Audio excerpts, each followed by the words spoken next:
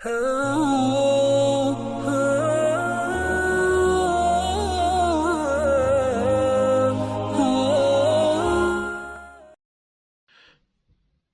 باللہ من الشیطان الرجیم، بسم اللہ الرحمن الرحیم۔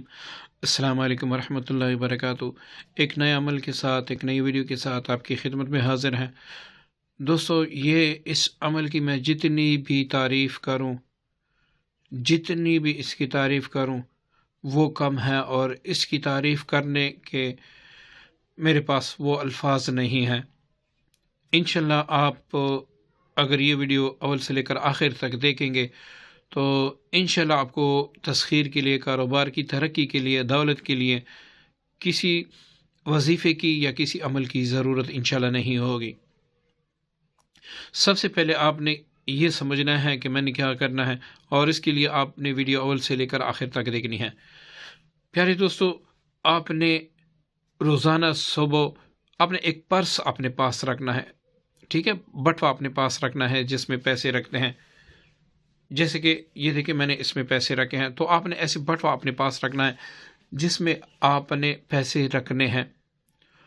اب آپ کی یہ ڈیوٹی ہو جائے گی کہ روزانہ صبح کی نماز کے بعد یا صبح کی نماز سے پہلے، یا پھر آپ کاروباری جگہ پہ بیٹھ جائیں یا پھر کہیں پر بھی آپ صبح 10 بجے سے پہلے اپنی سورہ یاسین شریف ایک بار پڑھنی ہے۔ سورہ یاسین شریف پڑھ لینے کے بعد آپ نے سورہ کوثر 40 بار پڑھنا ہے۔ جیسے ہی آپ پڑھائی ختم کریں، اپنے پرس پر، اپنے بٹوے پر آپ دم کریں، اس نیت سے کہ یا اللہ اس کلام پاک کی برکت سے میری دولت میں بھی، میرے کاروبار میں ترقی عطا فرما دے، اور یہ عمل میرے لیے تسخیر کا سبب بنا دے۔ بس آپ نے اتنا سا کام کرنا ہے۔ اب دولت کیسے ملے گی؟ آپ پر قرض ہیں، کروڑوں کا قرض ہے، وہ بھی آپ دیکھیں۔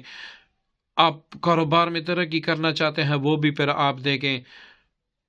میں اتنا کہہ سکتا ہوں کہ انشاءاللہ اس عمل کے شروع کرنے کے بعد، زیادہ سے زیادہ نہیں 11 دن کے بعد، آپ اس کا جو معجزہ دیکھیں گے وہ پھر آپ خود ہمیں کمنٹ میں بتائیں گے۔